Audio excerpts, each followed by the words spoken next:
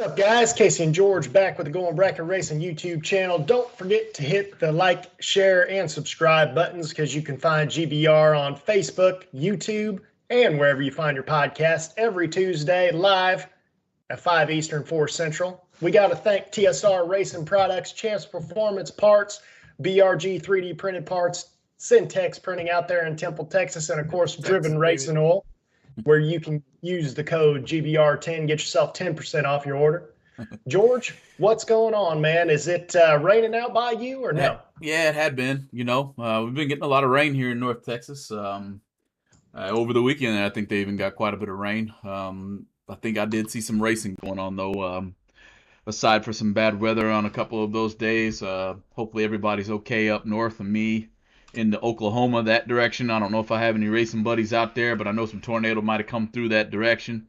Hopefully everybody's all right, man. You know that second springtime around here in these parts can get pretty hectic. So shout outs to anybody. Holler if you need anything. If I can help, hey, I'm right here. So otherwise, yeah, a lot of rain. I was hoping that was my last cut. I don't know if I've said that on Going Bracket Racing. I probably have a couple times. I was thinking that I was on my last lawn mow of the year. And that might have changed a little bit with all the rain that's just come through. So here's the hoping that I'll have to cut more grass. Man, I haven't cut my grass, honestly, probably for a month now. Everything started finally turning brown out here. That grass in North Carolina needs a lot of water to really stand up. But luckily I don't live in the city anyway, so for various reasons. But yeah, I haven't cut mine, so I think that I'm just done. Yeah, I don't blame you, and I'm hoping the same. I've been out there, and these little yellow weeds keep growing in my yard, and it's kind of making me mad. I spend quite a bit of money on my yard every year to keep weeds out. Well, Texas is booming, so everything's getting cut up. Apartment complexes everywhere. We're in a recession, right? Well, you won't be able to tell over here in Texas, at least where I'm at. That's how many buildings and houses and apartment complexes and roads and all this other junk being built. Well, that's germinating my yard. I guess I didn't put the right stuff down to keep some of these weeds out of here. And my yard's getting overran a little bit. Needless to say, I'll get it under control. Awesome, man. Well, there's been a lot of this is kind of a topic that you were talking about, I don't know, 3 or 4 days, and it's a compilation, I guess, of a lot of things that we've kind of talked about on GBR in the past, but you said that you kind of had some ideas as to what you wanted to talk about tonight, kind of what's on your mind. So why don't you let us know kind of what you're thinking about here? Yeah, no, being honest with you, I think around this time of year, every year, Casey, we can find a post like this from some of the racers, some of the bigger racers with quite a bit of reach, and it would get quite a bit of steam. So I'm going to pick off of old Sugar Shane Carr, a heck of a post I watched him put up, and I'm just going to read it to you guys. It says, if you haven't seen it, silly season. Time for auto start to be changed when both cars pre-stage. Tree is firing in 10 seconds or develop a system to where it fires every 60 seconds. And I'm going to pause right there because we have multiple more choices that go down here to the tune of 5. And then probably gets up to about 20 different changes when you look at the comments underneath of his post. So Casey, man, I think here at Going Bracket Racing, let's start with that whole shot clock deal. I mean, not necessarily something we've never talked about. Let me keep it 100% honest with you. We've been on this subject before, probably last year at the beginning of the Winter Series, right? Because again, this seems to be the time where what changes can be made to make bracket racing better or worse for that case, because I'm on the fence with a few of these bad. As a matter of fact, I ain't even on the fence with a few. I'll kick the fence down just to make sure that they don't happen. But good context, Sugar Shane. Anytime you want to come on, if you watch this, hey, come on, buddy. We got a spot for you, you know? Yeah, man. The shot clock idea, I think, I think it's good. It's good in theory, but it needs to be modified. It can't really be something as simple as just 60 seconds after the tree comes down, they leave. I should rephrase that. So the theory is 60 seconds after, if me and you are racing, the last one of us leaves, then starts 60 seconds. That's how long it is until the tree fires again. I feel like it needs to be modified for the safety aspect, but the theory is sound. The idea is to speed everything up and make sure that a car goes down at least every single minute, because people mess around too much, especially, dragsters will do a burnout, back up, then sit there, check the delay box, do all this stuff. You know how I feel about that, George. I was never a monster. Well, when I was a kid, I was a monstrous burnout person. That's a lie. But once I got older and realized that was hard on parts and kind of wasteful, to say the least, I would just do a short burnout. A lot of times I wouldn't even go over the starting line. I'd just do a short burnout and I'm sitting there the same distance. Now, that was at Gateway International Raceway, which had a lot more room. So I'm not saying you can do that at every track, but you can do it at a lot of tracks. The fact of the matter is, when does the 60 seconds start is my question, because it can't be as soon as that car leaves. It would have to be after the starter triggers it, because what if they need to mop something up? Is that coming out of the time? What if the guy's doing his burnout already, looking at his tack, lets go of his line lock button and comes and mows the starter down? Yeah, and I'm with you, Casey. I'm not 100% against the shot clock thought process. I do have some modifications that I'd like to make to it. I think that you guys out here in the chat bleachers, Going Bracket Racing YouTube channel followers, Going Bracket Racing, let us know what you think. Where I sit, Casey, is exactly on the same side as where you do. Let's say a piece of debris falls out on the track. Number one, shot clocks are continuous run. Who mans the shot clock? Is that something else the starter has to do? Is that something that the burnout box guy does? Who mans the shot clock? Number one for me. Okay, because if something is on the track, who stops the shot clock? Who gets to determine if what's on the track allows for the shot clock to be reset? Who gets to determine all that? So there's definitely some merit, in my opinion, behind a shot clock. I just think we can implement it a whole lot different. We already have the making of a shot clock in the first place in the stage rule that says you better get in 8 seconds after your opponent has staged. Well, I think we can take a page from that book and just tweak it. Once both drivers are pre-staged, shot clock begins. You don't get in by the time that shot clock is gone, you're done. It's the same as not getting in for 8-second rule or whatever the rule is at your local track in order to be staged in the first place. So that's where I'm at with it. And guys, keep the comments coming because I'm going to get back to them here in a second. But Casey, what's your thoughts on that? Because your thought process is sound. But if we're going to pre-stage, then seemingly there ain't nothing on the track in the first place and you don't have nobody to mow down. Right, man. And I just kind of want to go to the chat here real quick because a lot of people are talking about this and they were kind of going where I wanted to go with this next. So, first of all, Drag Racer 4809 says, does the shot clock have to run out for the tree to fire? I assume is what he means. I would say no. It's obviously the auto start takes over at that point, your variation of whatever it is. Because otherwise, in theory, if you used a dragster and you could do the turn the wheel deal, you could essentially wait till that clock ran out, turn the wheel, let go. You know what I mean? So that takes one game out of the system already. Quez is saying in here, pre-stage and then 20-second shot clock once driver one pre-stages, and then it's the normal 10 to 7 seconds, whatever it is. I like that idea. That's more along the lines of what I would like. I would even say that if we're still utilizing the stage timer, the auto start stage timer, where both drivers have 7 seconds after the first one pre-stages or whatever it ends up being, I would even say we could decrease that pre-stage deal to 10, because essentially you could say you got 10 after the first driver pre-stages and you have another 10 after that. Now, that's where the gamesmanship starts, because if you have a dragster and a door car running, you can't really do that, because technically, it would be very blatant that you did this. But in theory, let's say we're in the finals, and let's say I'm in a dragster, you're in a door car, vice versa. Whoever does a burnout, dragster goes and does a burnout. Door car driver doesn't do a burnout. He just goes up there and immediately dumps it in. That dragster isn't going to be back in time.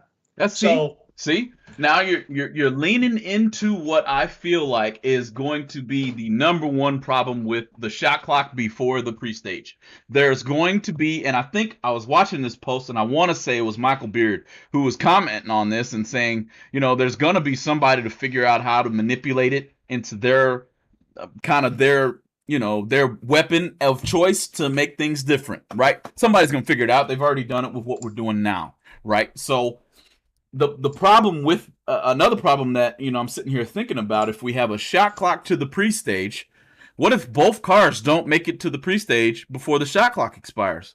How do you determine who's disqualified? Well, because now you're in a situation to where unfortunately, we don't want to disqualify both. Let's be honest, track owners and promoters. You don't want to make all of the people mad, so you can't just disqualify both of them. That won't work, right? You'll lose. I feel like you'll lose customers if that were to be the case. So you can't disqualify them both, right? Well, right? You would have to disqualify them both. It would be no different than a staging battle, where what was it? What's the NHRA guy's name that threw out the two pro stock drivers? Yeah, the pro stock drivers. I can't remember the starter's name, but I remember that. That was last year, I believe. Right. The fact of the matter is the rule book states that basically the starter can give you a chance or not give you a chance. He's the ultimate one that can throw you out, or for whatever reason. It doesn't matter what the reason is. It doesn't even have to be a staging battle. But if you both didn't get in, and that was part of the rules, and that was on the flyer, you got to get in. If it double read you, is what it is.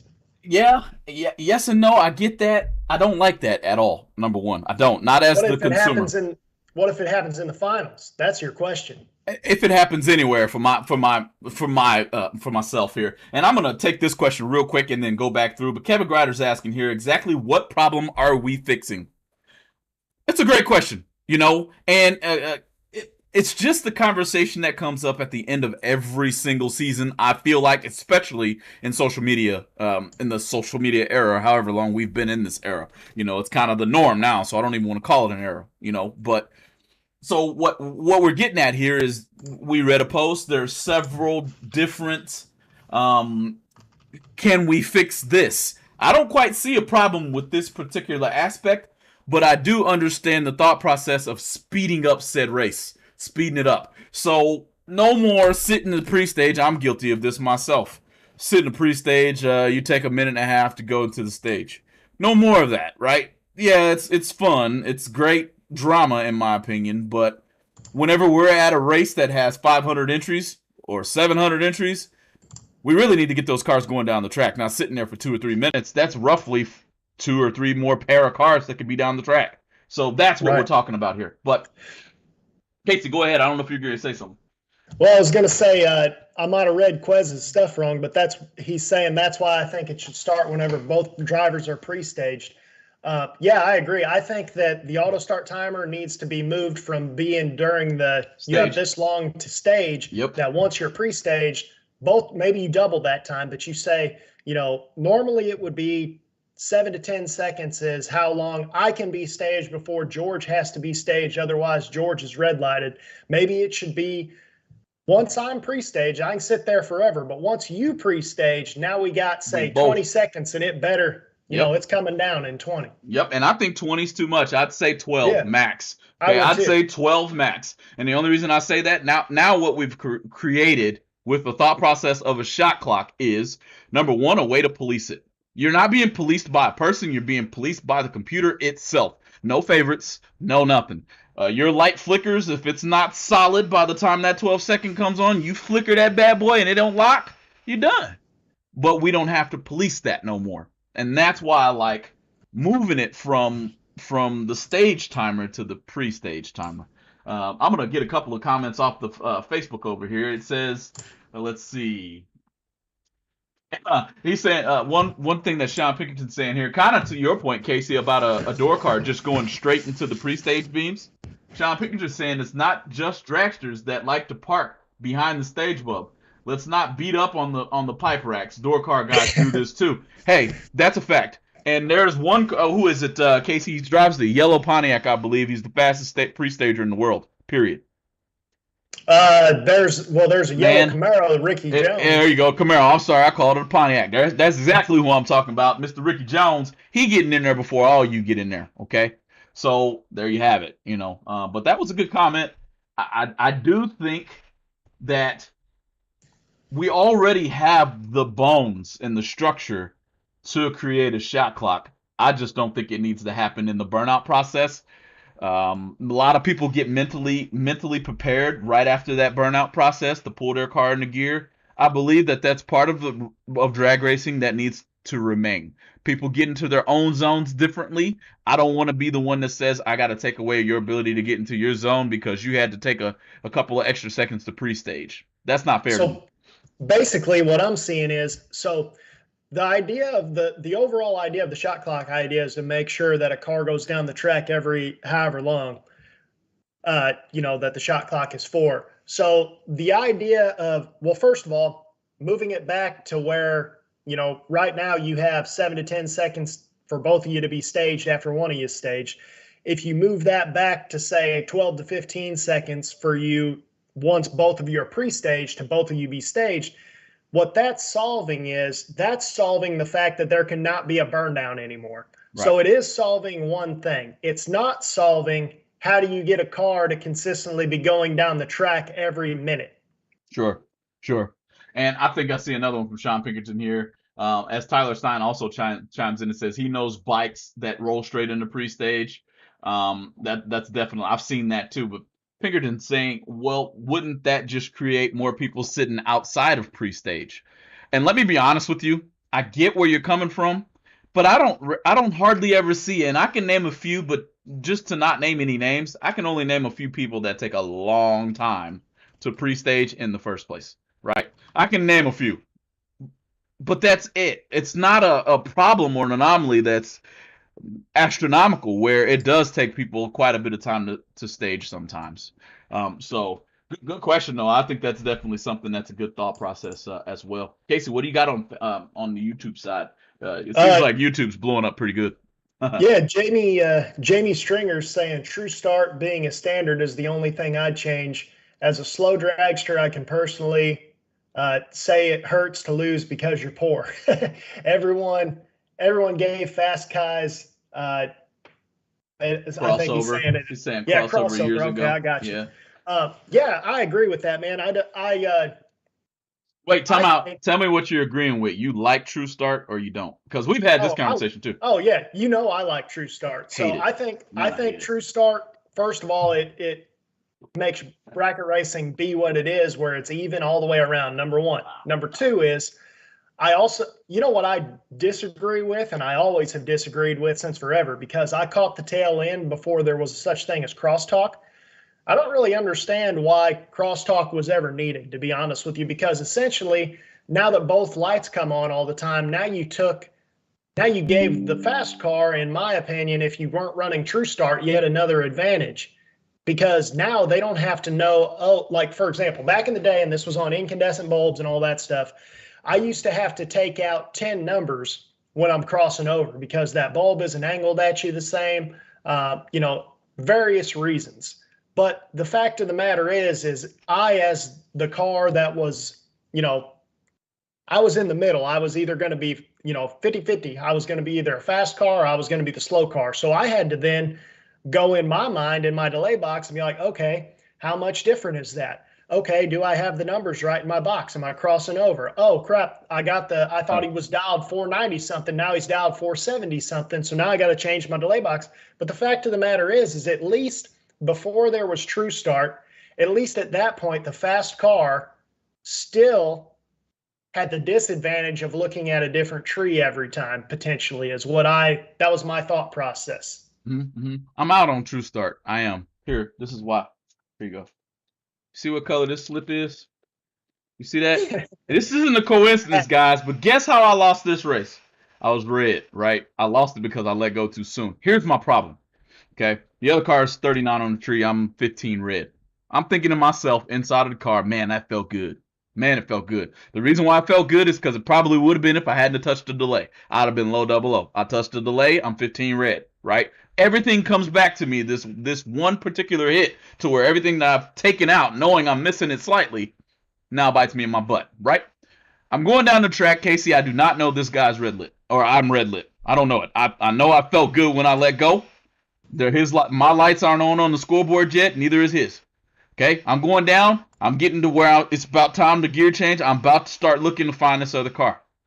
I did not know I was red, so I'm driving the stripe. I'm kicking the throttle. I'm hitting the brakes, not knowing I'm already red. So if you ever want me to be a fan of True Start, it needs to be noticed sooner. Okay, there has to be a way to put it in front of us sooner. Otherwise, we're just beating on our cars for no reason.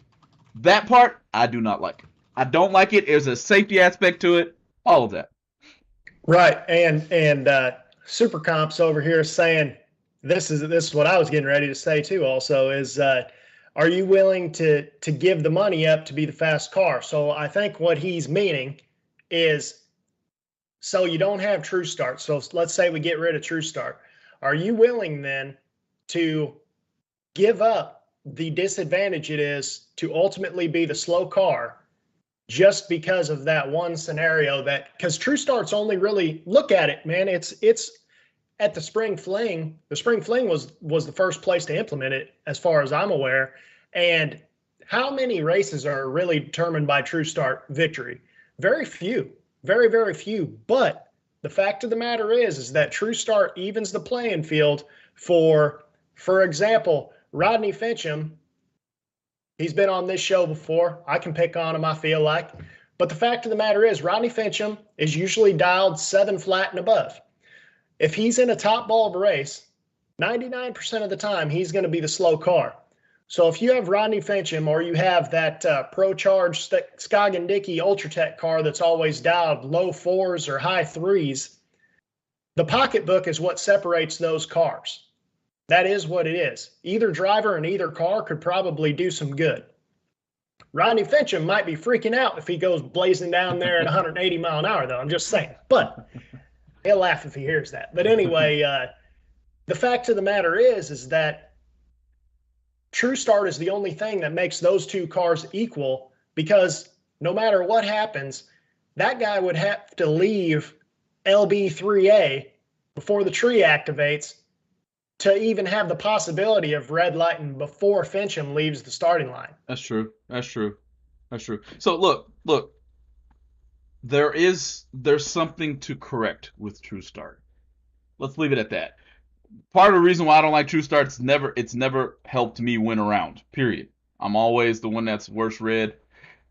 That's just me personally. Put some more time in the box, George. Right?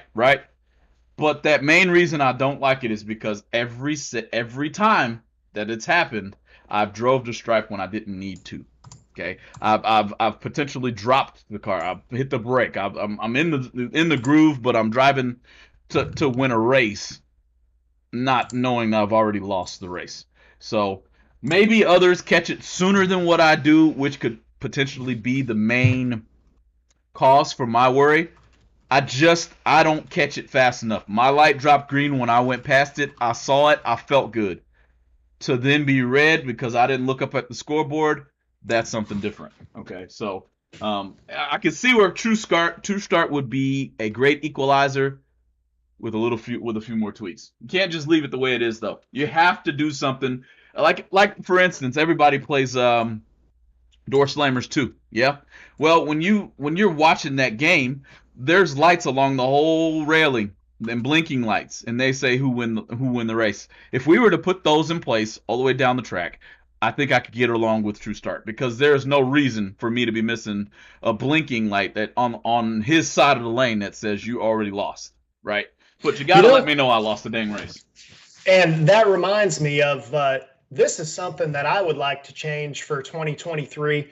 And no track, I've only seen maybe one other track do this, but ET Raceway, which is now Wagler Motorsports Park, I believe, in Lyons, Indiana. Jake Hodge has some races there. That track had the best idea, and as far as I'm aware, is one of the first places to ever implement that as well. They had colored bulbs on the scoreboards, and this would eliminate what you're talking about right now. Sure. They had, I think, green, means, so they had all these different color bulbs. They had green, blue, yellow, and red, I believe. Red obviously means they red lighted. It lit up right whenever the tree lit up, you know? So that's number one. That would solve your issue that you're having right now. The other thing was the blue light meant they broke out. The green light meant they got to the finish line first. And the yellow light, of course, is your win light, just like it is everywhere else. Sure. I would love to see that at more racetracks because, especially with Motor Mania being on TV, you can always see what's happening at those tracks, even if you're watching. So if you even don't have an announcer, you would be able to then understand what's going on as long as you see the lights. Yeah, yeah. No, definitely a good conversation right there as far as for Shane Carr's first bullet point. Hang in there, guys, because the next one we're going to talk about is going to have a lot to do with 2 go down, 1 come back. Take a listen at TSR and BRG real quick. Products is everything you need to make your Power Glide Turbo 350, Turbo 400, and 727 transmissions the best they can be on the street or at the track. With exceptional products, customer service, and over 30 years of experience, TSR Racing Products is always available to help their customers with any of their transmission needs. In-house machining ensures you only receive the best products from TSR Racing. Visit TSR Racing Products at tsr-racing.com or give them a call at 800-394-5889.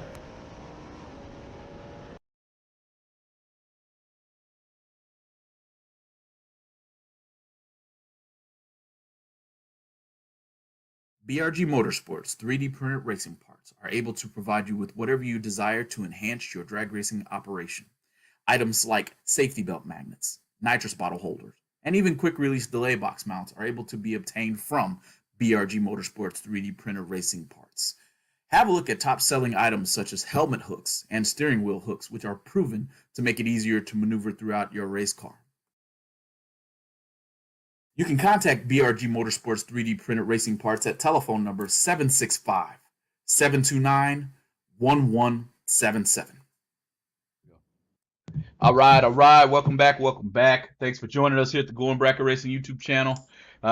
Big shout out to our sponsors, TSR, for everything you guys do. BRG, thanks for advertising with us. If you'd like any type of advertising space, we are renewing contracts right now. Everything's starting to go in a different direction, but in a good direction here at the Going Bracket Racing YouTube channel. So, need anything for those cars, especially out of the transmission, doing some upgrades this winter, hit up TSR first, guys. Support our sport. BRG, you want to move through that car. I know those helmet hooks, those seatbelt magnets, a fire extinguisher holder, whatever you need. If you can think of it, he can make it, and it's pretty nice stuff. So definitely have a shout out to those guys before you head anywhere else for those types of items. So as we continue the what needs to be changed conversation, the next one on Sugar Shane Carr's list. Let's all say it together. 2 cars go down and 1 car comes back. And I'm pretty sure this might be a fan favorite, but let's find out. Casey, go with it. Well, you know, and this is something we were just talking about during the commercial break, actually. You were very surprised that Shane Carr would be the one to say that because Shane Carr is always doubling and he's always buying back. And a lot of times he's a hired gun and things like that. So why would that affect him? Well, I personally believe it's because it's just like we were saying, George, whenever the spring fling had so many cars and they had to cancel buybacks, first thing I told you is I said, I think we're going to see a lot of new faces in the winter circle now. And the reason I thought that was just because of the simple fact that I think that whenever people have half their guns taken away first round, I think that there's a lot of people that need those guns.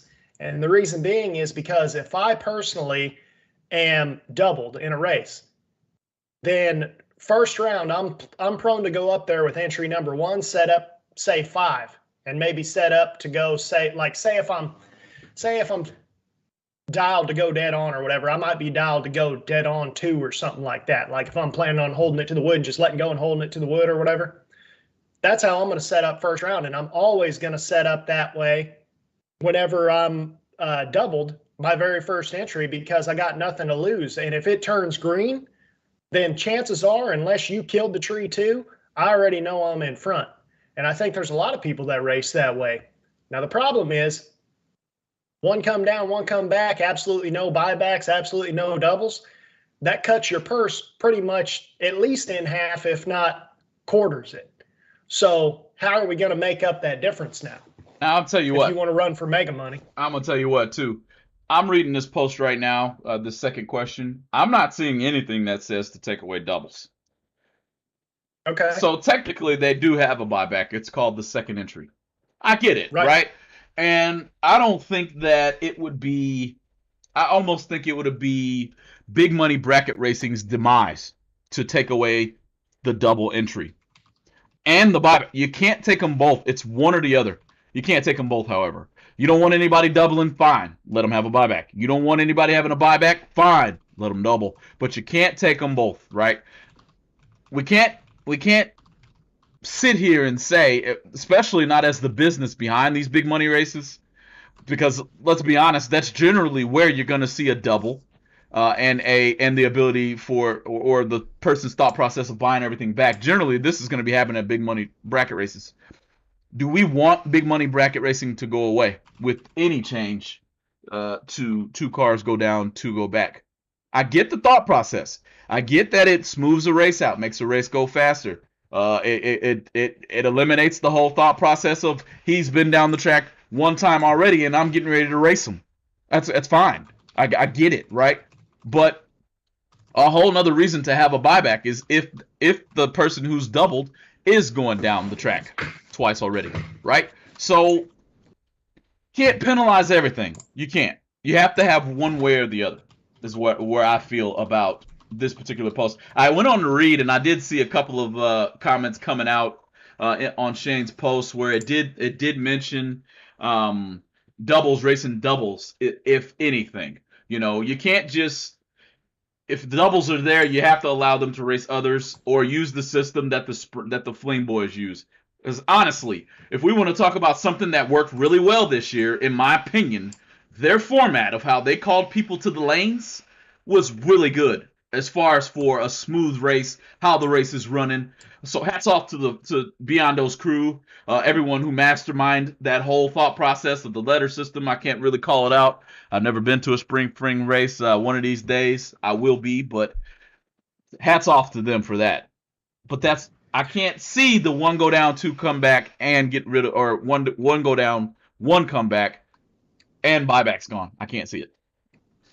There's a couple good ideas here in the chat that I saw through here, if I can find them back. So there's a lot of people saying they dislike buybacks. They like the 1 go down, 1 go back. One of the ideas that I really liked in here was, let's see, where is it in here? Fixing Used Race Cars says, how about you only get 1 buyback period? So I'm assuming he means if, no matter if you're doubled or not, you only got 1 chance to buy back, period. So everybody's got the same amount of times to buy 1 back. Then if you have a double, okay, you're doubled, but you still only have 1 buyback. So that's a good idea. Jamie Stringer says maybe eliminate same car, same driver doubles. I don't really think that necessarily matters, because I mean, realistically, say me and George are at the same race. That doesn't matter, because if we want to double, we'll just run each other's cars. I think there's a lot of guys that do that. Eric White, this is a good idea in my opinion. You don't have buybacks anymore, but Eric White says if you don't have buybacks, wouldn't mind seeing a consolation race. So if you lose first round, you're out of the main event, and then you can buy back into a second race that will also have no buybacks. But you've bought back, but you're in the loser's bracket essentially. I like that idea, and I think that a track you regularly go to runs their program that way at their regular weekly events, don't they? Most tracks here in Texas have the Super Pro Green, to where it's basically a race inside of a race. Casey, we've talked about this till we're blue in the face.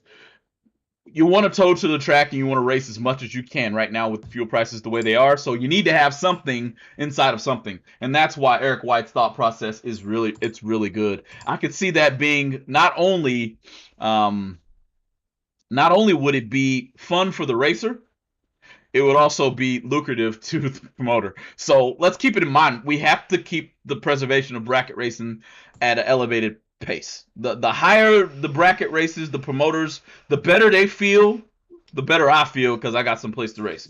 I'm sure all of you can concur with that. All right, you might want to see a few changes that are more racer friendly out there, like said consolation round or consolation race. Only way you're getting in it is to have lost in the main event. I think if you're doubled, I like Troy Abercrombie's thought process. Doubles, only person who gets a buyback or only entry that gets a buyback is the car that is singled only. I like that, right? It goes along the same way, in my opinion. I think those two ideas are very spot on. A lot of people here, Johnny Caldridge, drop the buybacks. Kendall Jones, I'm for buybacks if there's a buyback round. That's quite a topic of itself, Kendall. But I hear you. I hear you 100%. I really don't like buybacks first or second round. That's for the birds. I don't like that. Okay, that is something that I don't know where that started. I like it sometimes, like and maybe at like a regular race, like a Saturday event or something like that. But big money, a place that would 10 have grand, maybe like 40 5 cars. grand. Yeah, 10 grand, 5 grand. No. Especially anything with round money, because you mean to tell me you're going to pay third round, you're going to start paying money, but you're going to allow first and second round buybacks? Shocks me. I don't know how you're doing it, but that don't sound very smart. I do like that that comment.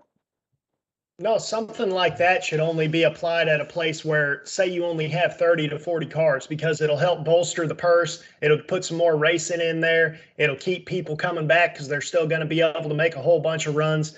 I can understand that in that scenario, but Sure. whenever you have races that don't have an issue with car count, it doesn't make any sense to me, because it just doesn't make any sense to me. But Bird over here is saying, and I agree with this, whenever you think about it, because if fuel prices are high, say you live further away from the track, diesel's $5 a gallon. I believe it's $5.29 is what it was last I saw over by my house. I'm in Texas. But he's saying he loves to double because it's more economical to race, because now you tow once and race twice. And I can agree with that. And I think as fuel prices rise, there's going to be a lot of people lean into that side. You got to remember, maybe people aren't racing every single weekend anymore, so we got to think of that too. Yeah, man. Again, there's a time and a place for doubles. There's a time and a place for multiple buybacks. There's a time and a place for a consolation race. All of it fits a mold. All of it can be utilized. I'm not saying to excommunicate or just clear your minds of the thought process of buybacks and double entries and all that. No. I'm saying there's a time and a place. So I agree 100% that twice the racing for one tow bill is definitely the way we need to be looking right now. I don't know, man, where we're going next, however, because we could really beat this conversation for the next 20 minutes very easily, guys. For the sake of time, let's hit bullet number 3 out of Sugar Shane Carr's list. Buy runs never carry. I don't agree with that at all, because I feel like if the buy run doesn't carry, I feel like we're giving out participation trophies. And I know there's no one on this chat, nobody has listened to GBR or still listens to us that thinks that participation trophies are the way to go. I can assure you of that. And in my opinion, all you had to do, let's say, George, let's say you're the first one down the track, you go 000 first round, you're holding the buy for next round. Let's say I was right behind you and I went 000. You did it first. All I had to do was get to the lanes before you, and then I would have got it. You know what I mean? Like, that doesn't make any sense to me.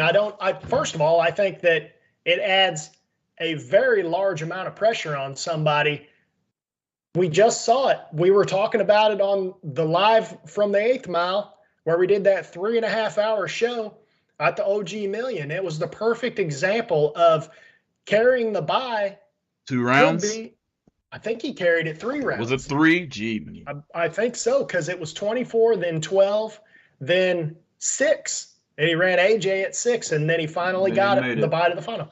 I don't understand how anybody could argue against the idea that you shouldn't carry the buy. I've never really heard, and I'm willing to listen to any arguments. I don't necessarily think that, my ideas are the best ideas in the world, but I can say I have never heard a legitimate argument telling me why someone should not carry the buy.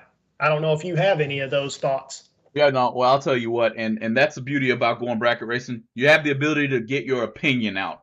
Nobody's right or wrong here, in my opinion. But I'm going to tell you right now, no chance should you ever penalize a person who went 000 first. They done it in round two. You done it 25 cars deep into round two. It doesn't matter to me. Okay, if you want to get technical, maybe we could go into a sense of saying, okay, two people went 000. Let's go to the dial-ins. The closest to the dial-in now gets the buy run. Fine. Okay, fine. But both of you have put on a good enough of a lap to be considered. You could be 2 above in triple zip. This dude could be trip zip dead 0. And you mean to tell me because he done it second? All right, fine. There's your argument right there. But you can't tell me that that person who did that, if third round doesn't get a buy run, and fourth round doesn't get a buy run, and then finally the buy run comes in the 5th round, and he's still in, he doesn't get the buy. You can't tell me how that isn't a penalty to somebody who already grabbed the buy run in the first place. You can go on. And I don't even think you can go much further because there aren't very many arguments that say it should be done differently. I mean, I read through the post. I read it. I get the thought process. Yeah, he did it that round, but somebody else did it this round.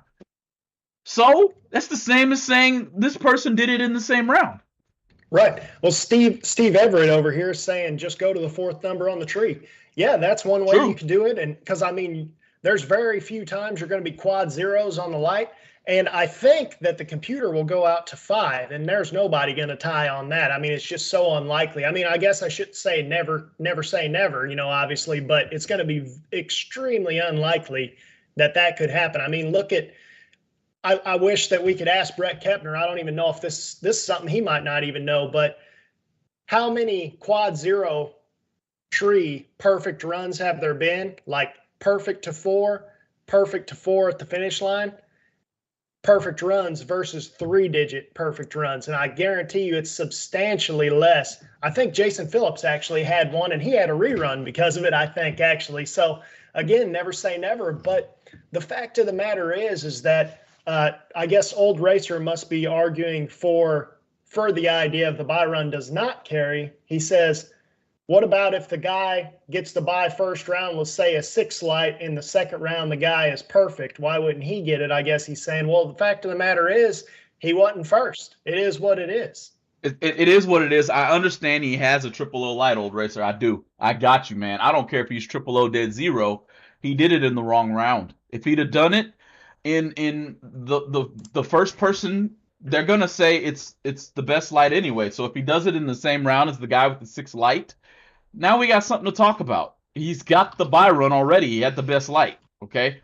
But to do it the round after, I don't like taking away something that has already been earned. That is like a cardinal sin, if you want me to be honest. You don't take away what you've already given out, and that's basically what you're trying to do if you take away a buy run. So that's my thing. That's my thing here. I'm not doing it. Now Jeremy Rosenthal makes a pretty good point too, and I'm gonna kind of shoot at it a little bit. Buy runs at Worldwide Technology Raceway gets dropped once you hit the ladder. I'm gonna strike that down too, because if the person who has the buy is still in the race, then put him in the buy column. Okay, if there's no buy, leave him off the buy column, but put him on whatever side is going to equal up to the buy. If that's not happening, it's a participation trophy still. Oh, but there's 16 cars on this ladder. I don't care about that. If the person who has the buy is still on that race and on that ladder, he should have the buy whenever the buy comes. Yeah, what if you get the buy? So that would mean, let's say you get the right to have the buy first round, right? And you don't use it. And you win 2nd round, you win 3rd round. The ladder usually starts 5th or 6th round, usually 6th or so. So now a 6th round, all of a sudden you've carried that for all those rounds, and now you don't get it anymore. That doesn't even make sense. No, man. I have a stupid analogy right now, and pardon the phrase, but that's like putting a Christmas present under the tree for my son George the third, and then when he gets ready to go open it, just taking it from him. What does that look like to me, man? Who does that? All right, that's where I'm at. So. Obviously, everybody, I have a strong opinion on this subject. This isn't the first time we've spoke about this. I'm pretty sure if you go back in the archives, I'm saying similar to the same thing. Maybe right now I'm just a little bit more enthusiastic because no, I can't do that. I can't take away the buy run from anybody. Um, Number 4 talks about ladders being done wrong. I'm not smart enough to act like I know what he means when he says ladders are being done wrong at some of these races. He says we're sportsmen, not professionals. A lot of you promoters do the ladders wrong. I don't know what that means. If Shane, hey man, if you want to comment on that, come on, man, you can help school me there. And then number 5 is. I was just going to say I'm not 100% certain, but I would assume just on the face of things that a pro ladder would mean fastest to slowest. I got you. And a sportsman ladder would be like reaction time based or package based or something. I got you. And his number 5 is to hell with ladders. Well, I agree with that one. Okay, whatever. If you don't want to run on a ladder, don't run on a ladder. Most everybody's doing the door car, dragster, all the way down to the end in the first place. Which, in that case, there should be 2 buy runs every single time. Fine. Definitely, if you're gonna keep them separate, and there's an odd number of door cars and an odd number of dragsters, well, we got 2 buy runs this round. Good job. The buy run carries twice as well. Do not cut out the person who already earned the buy run. Casey, man, that was exactly his list to the T. Yeah, in the ladder scenario, as far as all that goes, I don't really know what the need is for a ladder to tell you the truth. What's the need for a ladder in sportsman racing, to be honest with you? Because all it's doing is it's guaranteeing guy A runs guy B, but if you're basing, maybe it's a way. If you're doing a sportsman-based ladder, which would be reaction time or package-based, I could understand it because it would be a way to easily identify who has lane choice that round. Lane choice, yep. Now, but if it's a pro ladder, then that's not the case. Basically, if it's a pro-based ladder and a pro-based ladder is working the way that I'm thinking that it's working, where it's fast car to slow car, then basically what that's guaranteeing is that essentially, unless you're in the scenario where you have the above average door car, which it's rare to see a door car that's dialed with the dragsters, essentially. Even a fast door car is going to be, say, 520s. Everybody's going to agree that's a pretty fast door car. Sure. But even the slowest dragster is going to be faster than that. Sure. Any dragster with a 496 in it's going to go 5.0s. No problem. Sure. So in my opinion, then we turn, and I agree, get rid of the ladder as a whole. This is one of those times at which sometimes I like this aspect of where I race, and sometimes I don't. Where they draw cards to show who's racing who. Well, if that is to happen, it's up to the racers to flip a coin to figure out who's got lane choice. If you want to go to that, I think there's competition in that. There's definitely more so luck in that if you get lane choice, or if you get who you're racing is done by a card.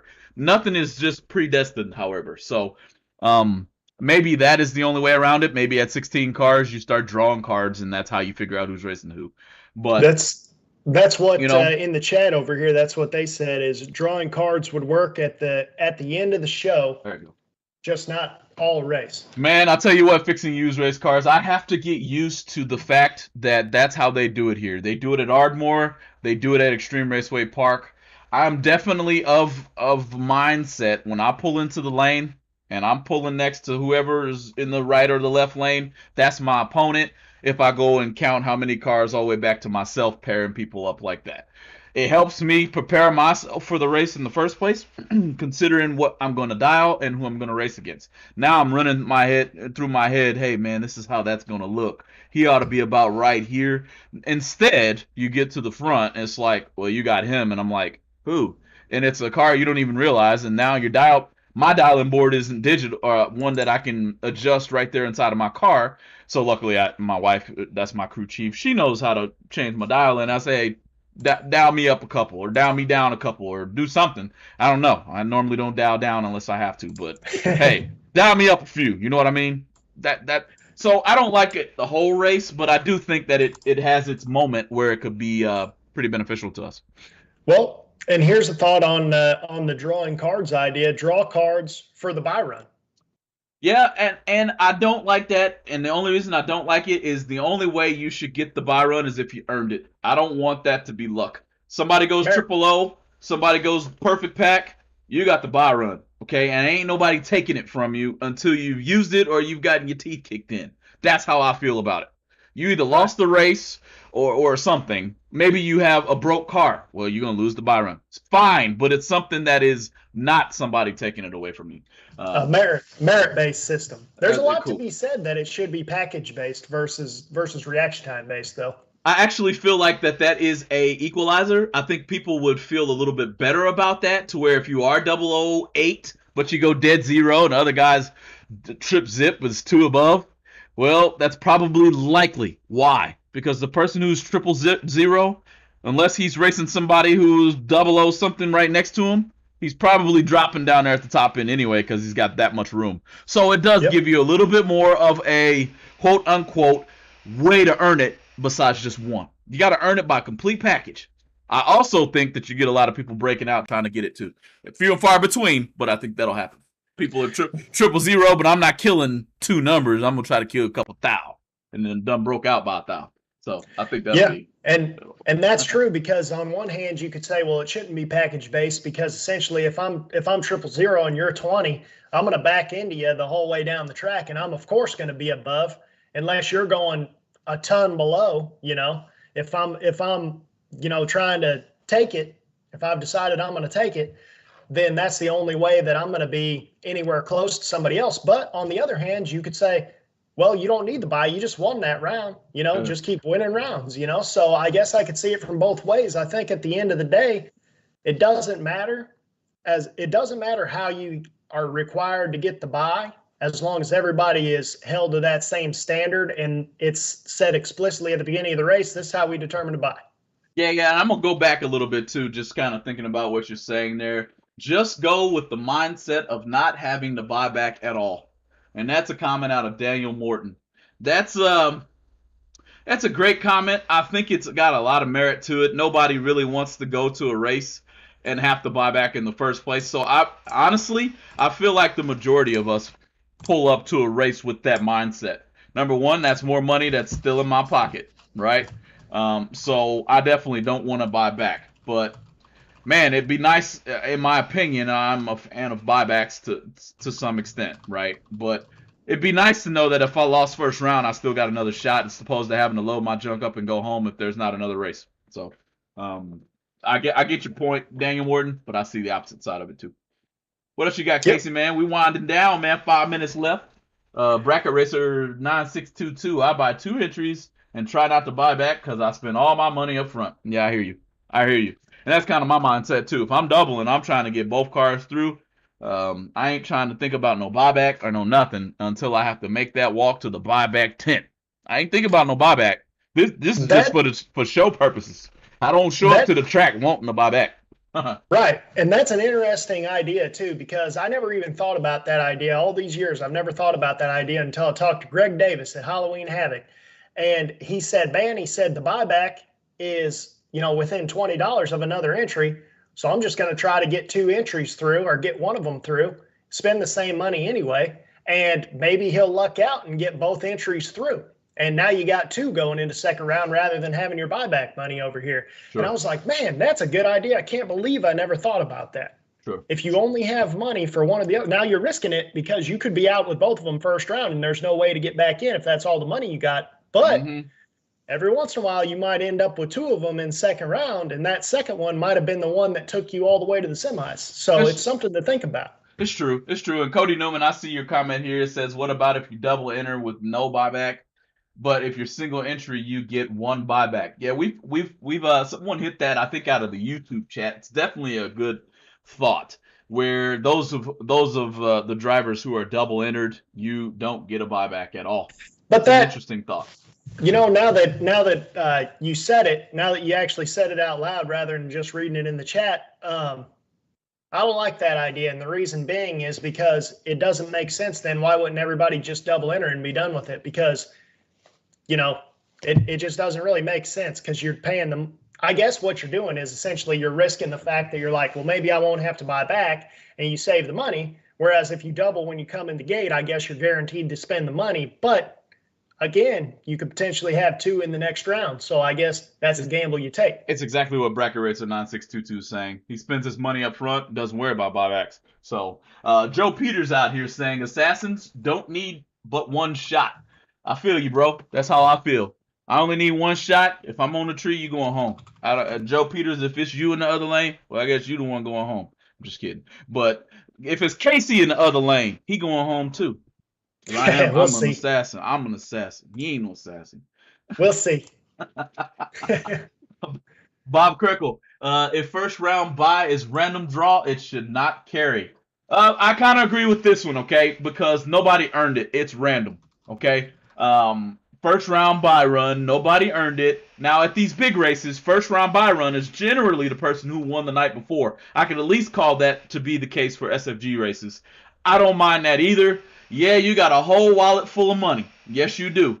But you earn that whole wallet full of money too. And if you earn a buy run that comes along with that for the next day's event, hey, well, I ain't mad at you. Yeah, and first of all, I mean, they definitely earned it because they beat every single person there. And secondarily, how are you planning on determining the buy for the next day whenever there's no time run? That's the only way to determine it. You can't flip a coin amongst the entire people there. That's right. Hey, man, here's the last one I'm going to get to, man, before we got to get out of here. Super Comp. You must run Super Comp because you say no buybacks in Super Comp. Well, last I checked it, this ain't no dig. Y'all ain't racing for $100,000 a race neither. No dig, though. Come on over here and run for that $100,000 and see if you want that buyback. Come on over here and see if you want that buyback for that $100,000, big dog.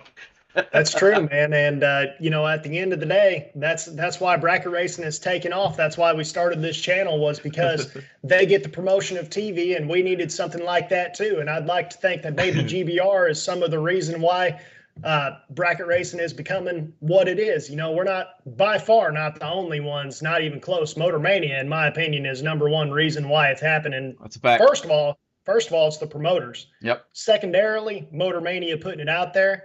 And then shows like this that are constantly talking about it throughout the week, because people forget during the middle of the week that there's racing going on.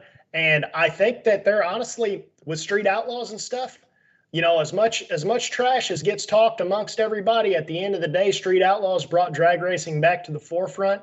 And shows like this are what gets Street Outlaws people having it show up on their page and be like, man, what's bracket racing? I could actually afford to do that. Right.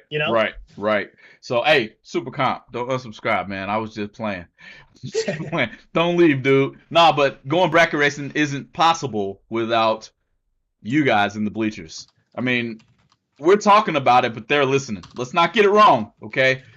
Several times you'll see your Britt Cummings, you'll see your Galen Rollisons, you'll see your Kyle Rileys, your Pete Biondos, you'll see all of your promoters chiming in the chat.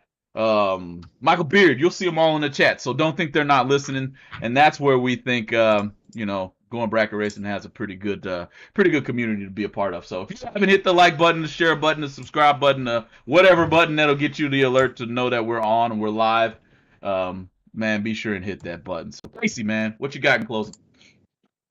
Man, just as always, we got to thank those sponsors, Team 14, CenTex Printing out there in Temple, Texas, Driven Racing Oil. Use the code GBR10 if you're needing a bunch of oil this winter and get it delivered to your house for free, 10% off.